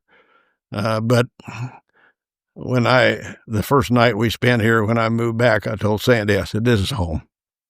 This is home. Yeah. This place means the world to you. Yep. And my family means a great deal to me, too. So, love you, Ethan. Yeah. Love you, Papaw. Thank you for this. Yeah, absolutely. I wasn't going to do this, but it's going to happen when this place and the family means so much to you. Yeah, it does. Old sentimental old man, partly, but I have a lot of memories here. So it's made me who I am, whether that's good or bad, I don't know. But you can't deny it, and I can't deny it. No. And you can't deny that I'm your grandpa. So, real proud of my family, and we celebrated my 80th birthday, and with all the family together, and we had a great time. So, Sandy and I, we did good. We did good. Absolutely. I think that's been part of my own journey. Is a lot of times your past and where you're from is always going to be there. Yeah. No matter how far you go. Yeah. You can't deny it. Yeah. And I think part of my situation is I'm the fifth generation to own this family, or own this farm, and that's always been an important thing for me to in my life, and I just can't deny that. And theological thing for saying that I would have been probably to stay in Hartford City, and like I said, we built a life there and had many friendships in church and so on, but I still had to tug to live back here. And luckily Sandy was for that too. In fact, when people found out after I retired and I was made the decision to move back here, a lot of people went to Sandy and said, "Now, is that okay with you? Are you okay with that?" And, she's from the area, Frankfurt, east of Frankfurt, and went to Clinton Central, but her brother Ron was here close, and we're close to him. But she has really enjoyed our life here on the farm, and it means as much to her as it does me, I think, now. And we remodeled this house a couple times. And with this house, the original house was built in 1961. It used to be an old 2-story farmhouse, stood here.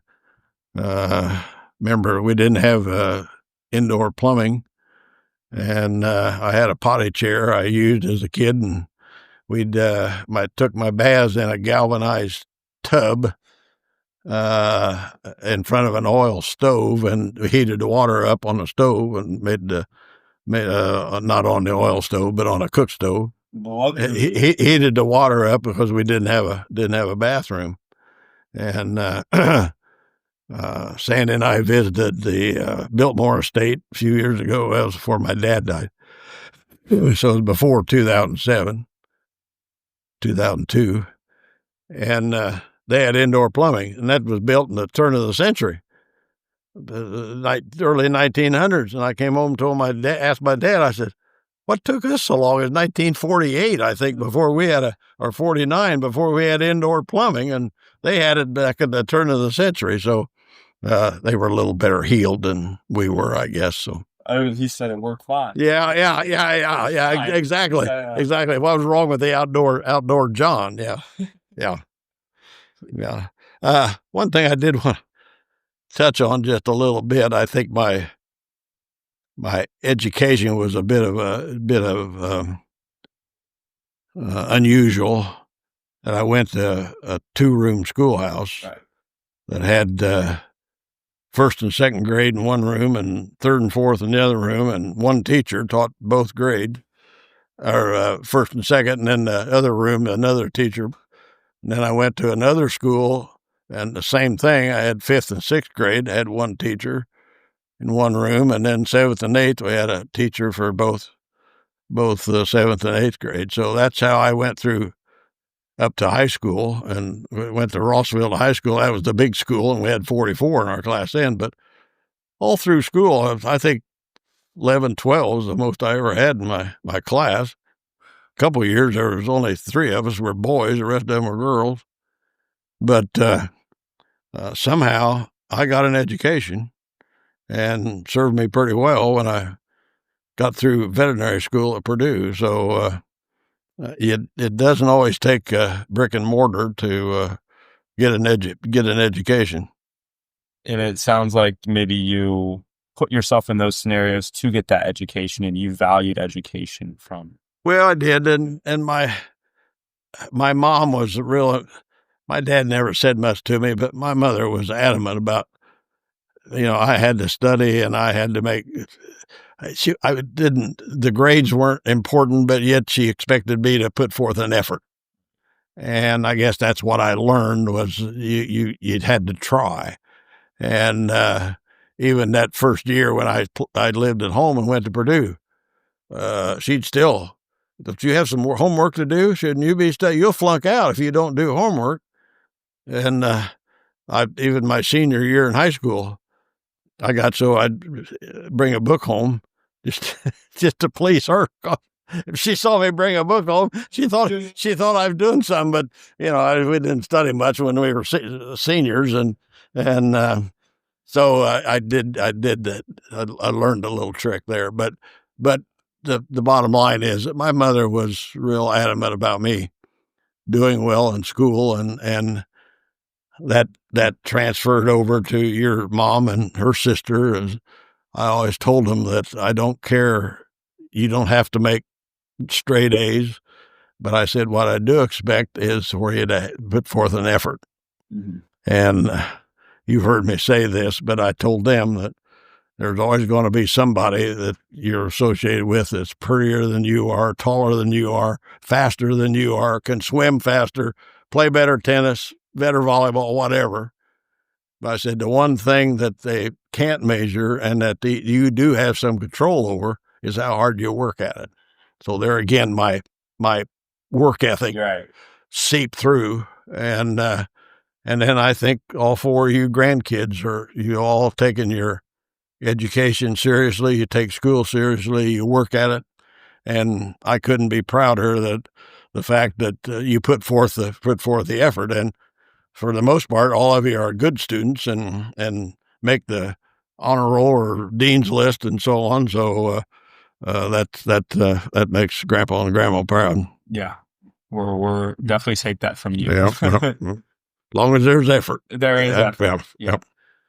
I had a few more questions. The main one I wanted to touch on was just retirement and the transition and just what it's meant to you to kind of be in a stage. The transition into retirement was way easier than I thought. I guess that's an indication that I was ready. My concern was that for 37 years, pretty much all I did was veterinary medicine.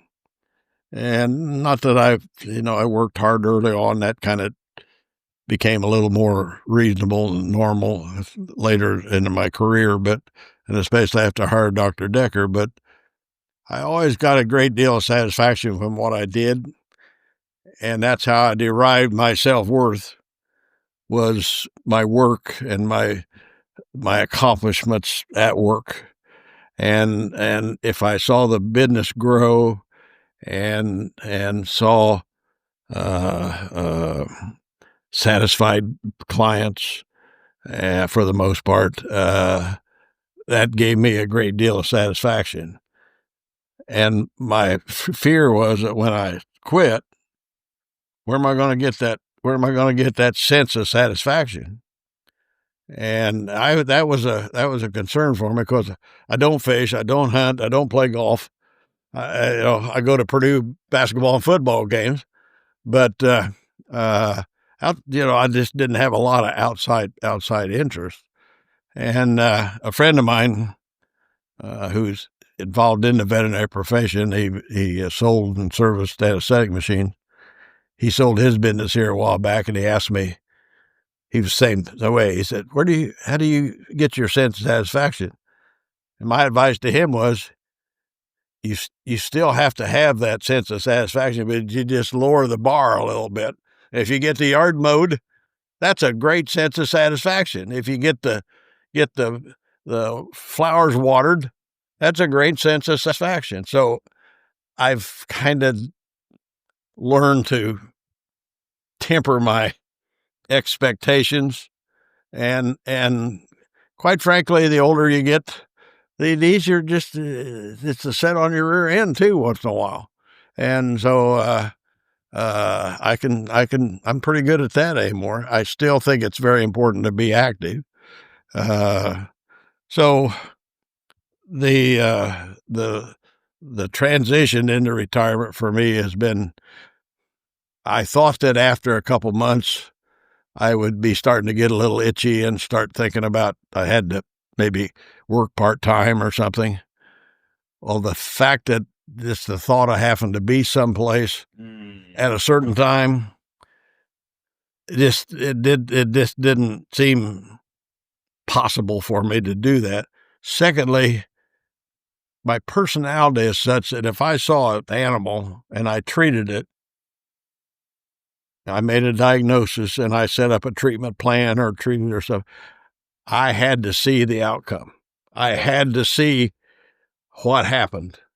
Well, if I go in one day a week to someplace, I don't know. It's not in your hands. And that just didn't appeal to me in the least. And so part of it was my personality was such that it was either all or nothing for me. I couldn't do it part-time or halfway. So as a result, I let my license lapse. I didn't keep up my veterinary license. There's times when I wished I had not have done that. I could have helped Trish and Kristen out a little bit with your pets, but other than that, I didn't.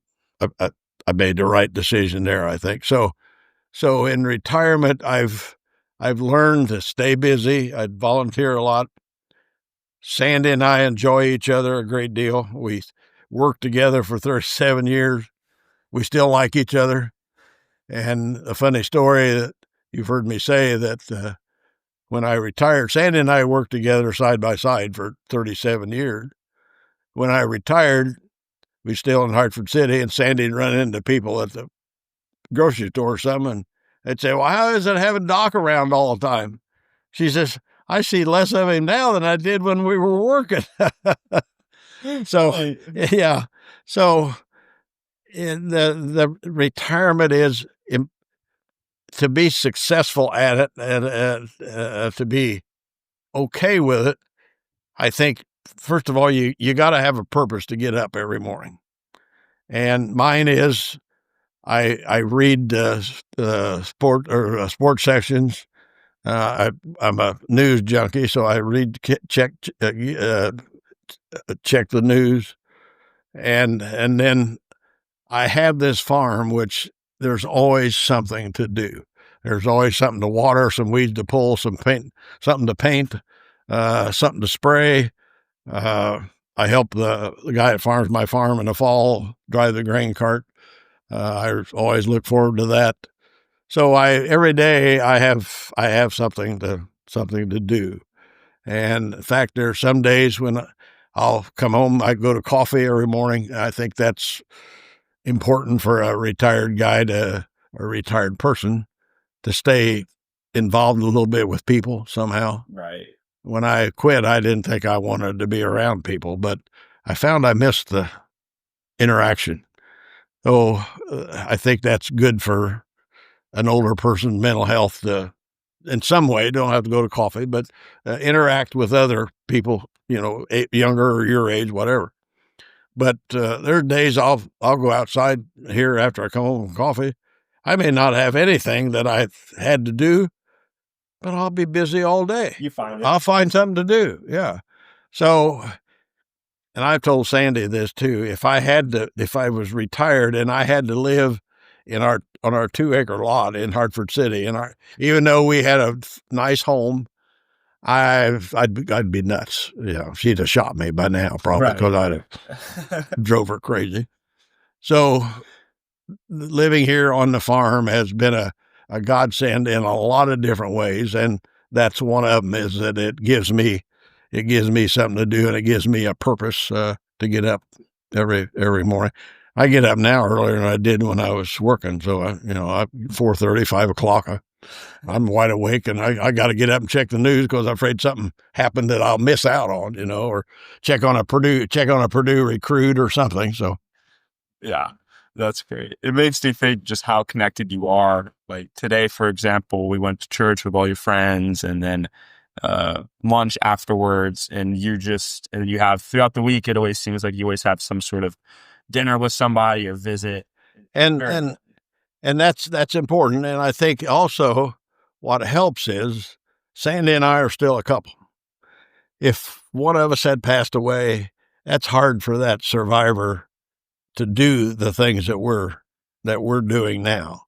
So we've been extremely blessed that since we've retired, we've remained fairly healthy, and we can still get out and do those kind of things together, and we still enjoy doing those kind of things together. So something's going to happen someday to one of us, but we gotta make hay while the sun shines and enjoy our life, and that's a important thing to me too, Ethan, is try to stay positive. Surround yourself with people that are positive.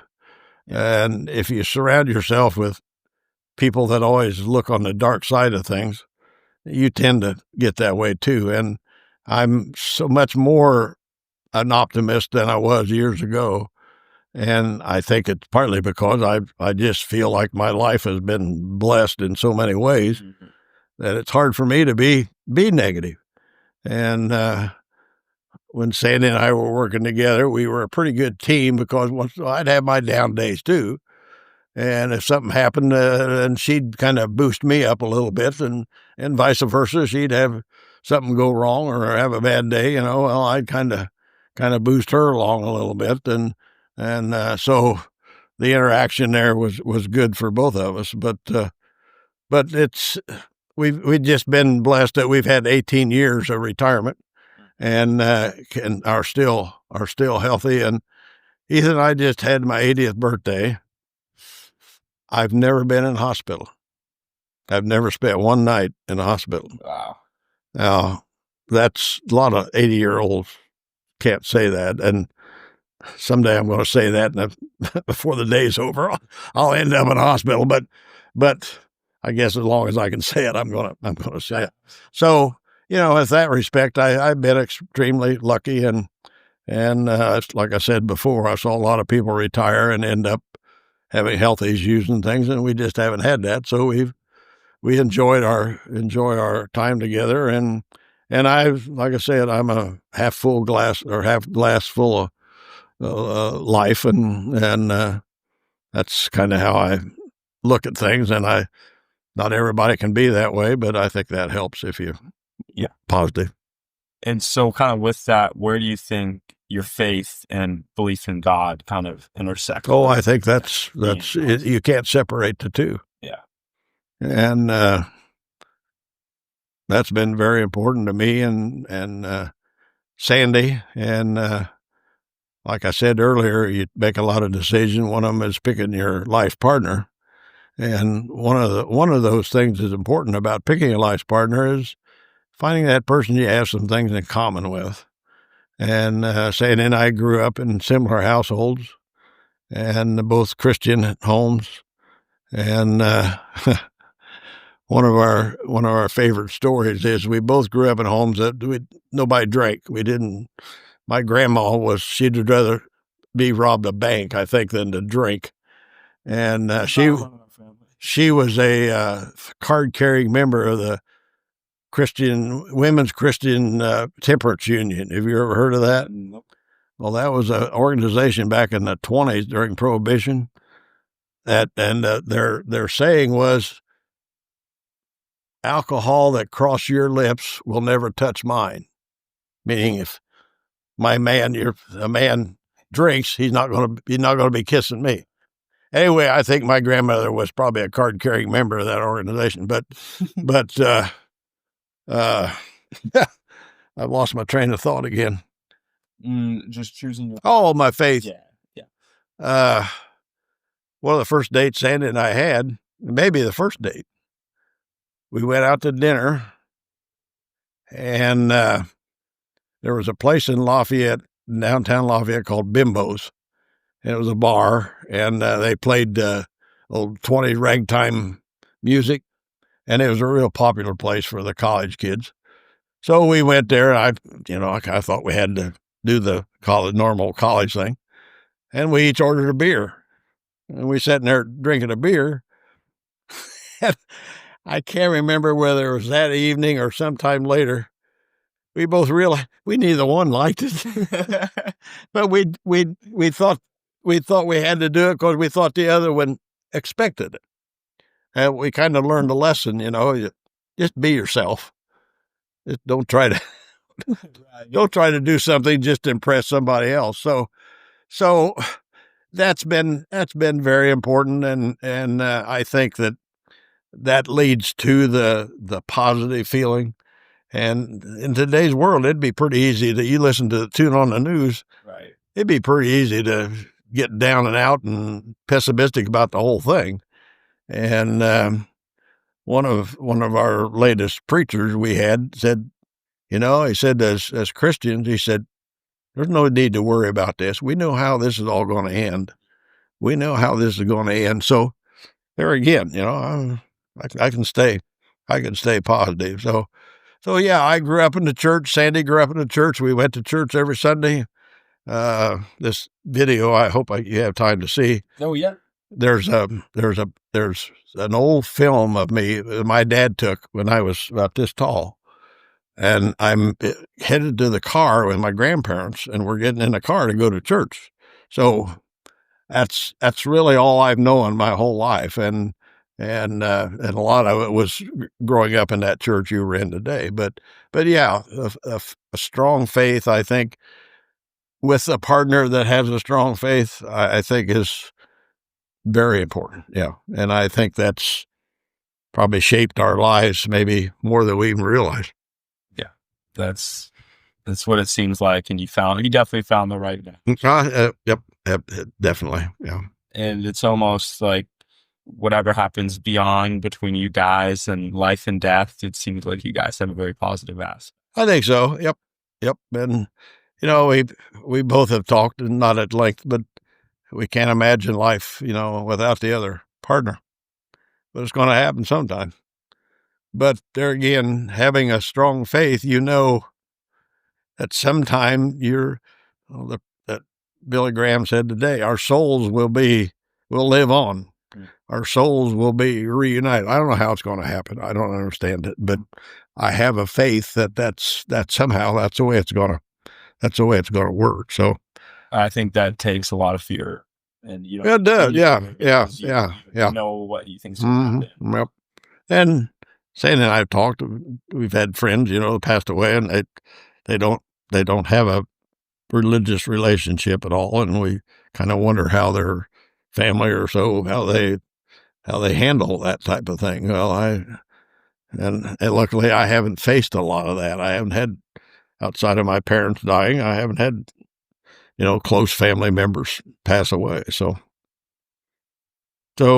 yeah, it's and I'm glad you asked that question, but that is very important. Mm-hmm. Yep. Yeah. Well, I guess we'll end with that. I have one more fun question, but do you have anything else you want to end on before I ask you a fun? I think I've probably told too many secrets now. So about rewatching basketball games that I didn't intend for everybody to know. But no, I don't have anything to add other than the fact. Let me say, the fact that you're sitting here talking to me and asking me these questions, I wish I had the opportunity to do that to my grandpa. And I told you earlier that someday maybe you can sit down and rewatch this, and it'll really mean something to you. I will, Papaw. And I'd give anything to hear my grandpa talk like this. So Sandy and I are just extremely proud of our family, Trish and Kristen and Chris and your dad Woody and the grandkids Quinn and his wife Claire and Natalie and your sister Gabby and you, and it makes us real proud. Yeah, it means a ton, Papaw. Okay, thank you. That's why I want to do this, because I realize you have the technology to do it. Yeah. So I'm gonna look back on it for sure. Yep. Well, I wish I'd give anything to look back and Sandy and I's wedding. We didn't. There's no sound or anything. We got video of it, but there's no sound, or my parents having them on tape. I got some old film of my parents and my grandparents, but they're old 8mm film. There's no sound, so the technology today allows us to do things like this, and people can live on in perpetuity almost. Yeah. Yep. You have a piece of you that'll be in forever. Yep. Well, I think I told you maybe at our birthday thing. I went on the website for the Carroll County Historical Society. This has been several years ago. And I've got a picture here of my grandmother, and it's a big oval picture. It's about 2 feet high and a foot across. It's her when she was a young, probably teenager. And when I got on that website for the Carroll County, Carroll County Historical Society, her picture was there. They've got a copy of that picture somehow. And I said, what would my grandmother, she died in 1975. 1978. I said, what would my grandmother think if she knew that somebody in China could get on the internet, type in the Carroll County Historical Society, and her picture would come up? So it's crazy, yeah. So who knows what this will lead to later on down the road. So. Right. And one other thing, my grandpa was born in 1889, I think, 88. So he saw the first airplane flight. Now, he didn't see it, but he was live. And he lived to see the landing on the moon.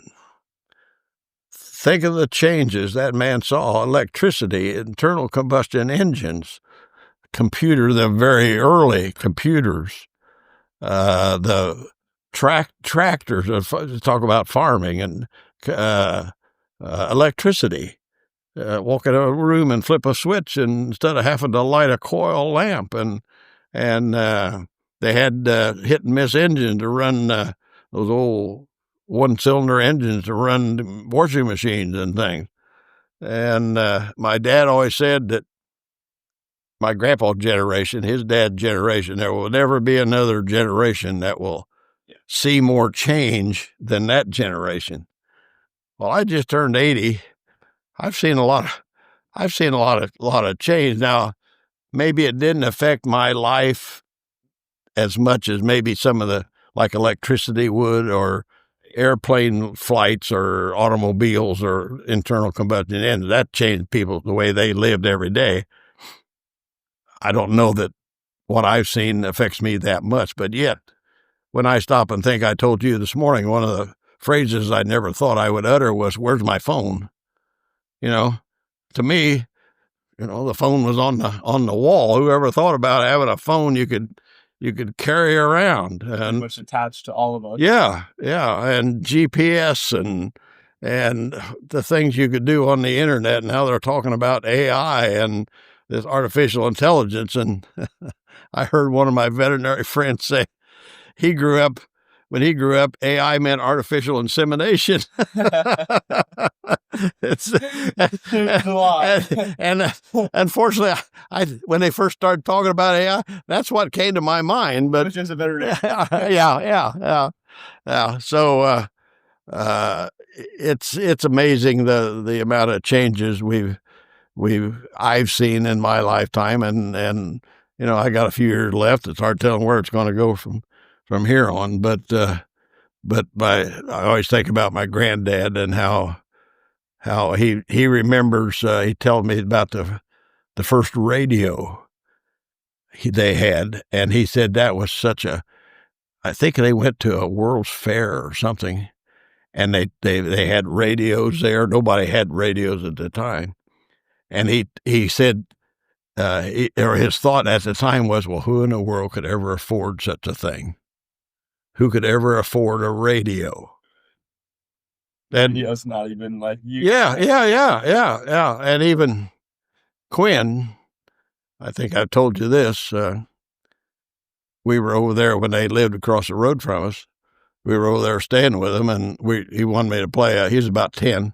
He wanted me to play a video game with him. I got down there, and he spent about 2 seconds explaining to me how to play it. It was motorcycle racing or something. Well, I had a heck of a time controlling that thing.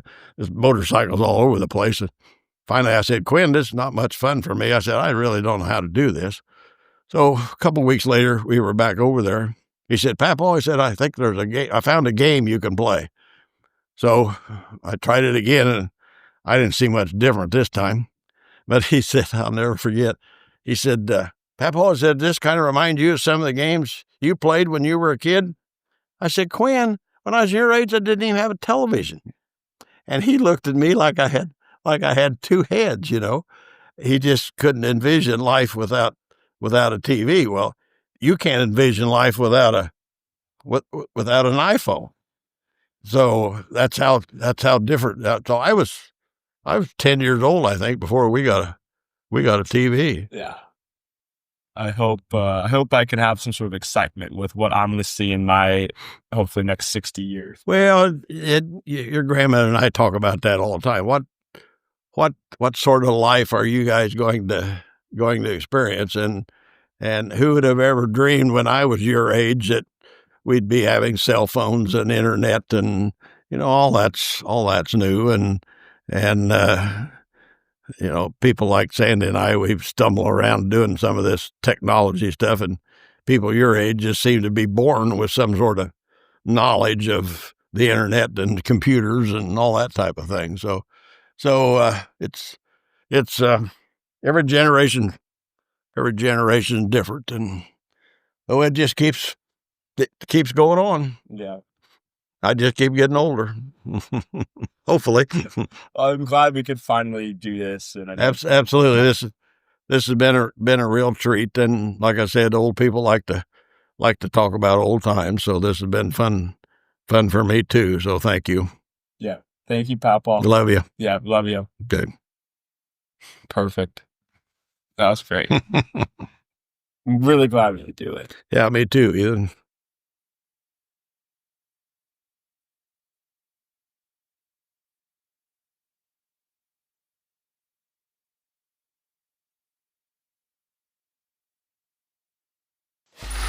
Free audio post-production by alphonic.com.